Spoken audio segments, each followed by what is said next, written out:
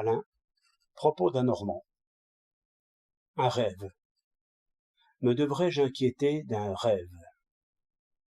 Ainsi parle Athalie, et nous sommes tous comme elle. Un rêve n'est que brouillard et fumée. Il nous est pourtant difficile de vivre après un rêve précis et plein de signification, comme nous vivions auparavant.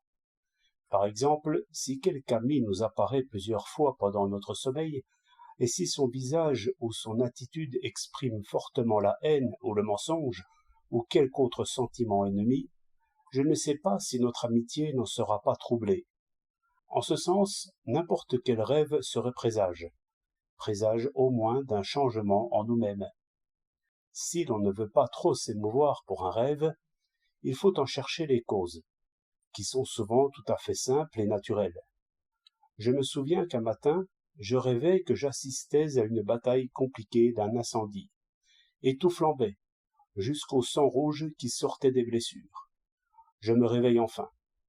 J'entends des coups de feu qui venaient d'un champ de tir voisin, et je vois devant moi, tendu en travers de la fenêtre, un rideau rouge translucide sur lequel le soleil frappait. Ces couleurs et ces bruits étaient entrés en moi par mes yeux et par mes oreilles.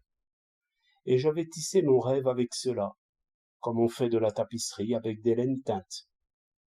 D'autres rêvent que quelque adversaire les étouffe, et c'est tout simplement qu'ils ont ramené leur couverture par-dessus leur tête.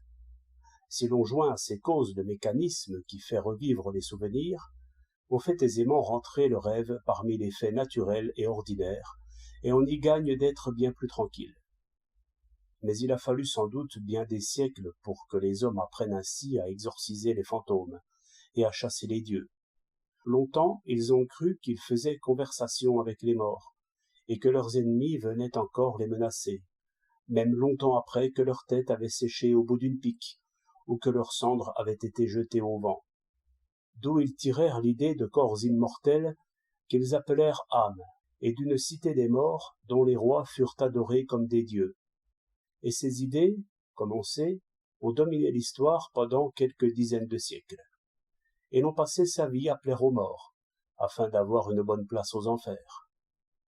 Le premier athée fut sans doute un homme qui ne rêvait jamais. 1er novembre 1907.